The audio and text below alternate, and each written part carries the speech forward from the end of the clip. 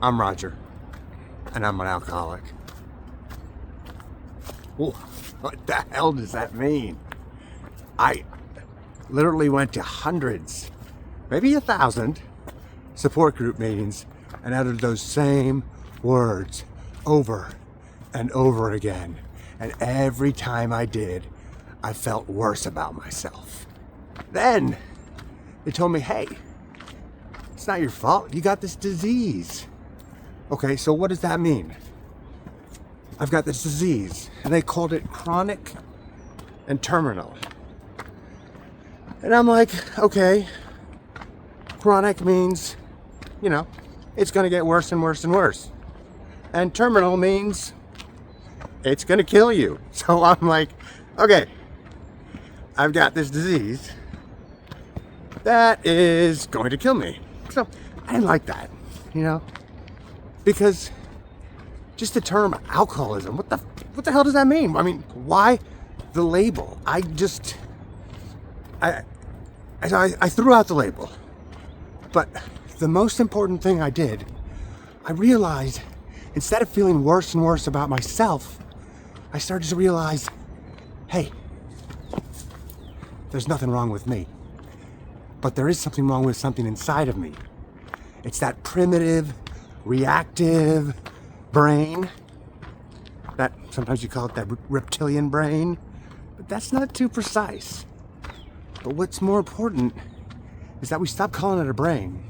I call it the Instinctual Core, the IC, right? When you stop calling it your brain, when you give it a name, the IC, then it's separate from you. And everything that was cluttered up in my subconscious became a lie. I wasn't good enough. Lie. I didn't put it there. I need a drink. Lie. I didn't put it there. I can't handle this. Lie. I can handle this life. But all this stuff that was in my subconscious, I was able to start questioning it. Because of this primitive reactive brain, the IC, I no longer associated with it. I looked at it as a co-pilot. Why? Why do we have it? Well, obviously we have it for a great reason. It kept us alive. But it doesn't keep us alive in this world today.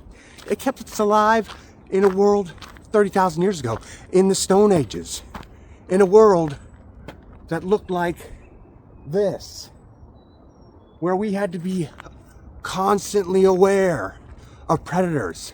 But that thing is still reacting all the time in our heads, telling us there's dangers, and there's not. We start to freak out about anything if we let it take over.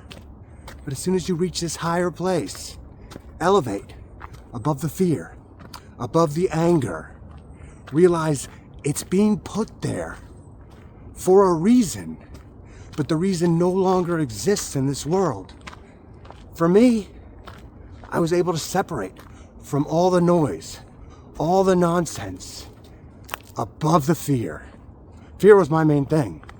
I know for some people, it's depression. For me, it was anxiety or anger issues.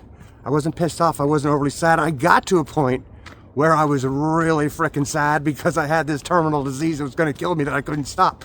But my main thing was fear. When I was able to step up above the fear, realize I didn't put it there. Hey, deer.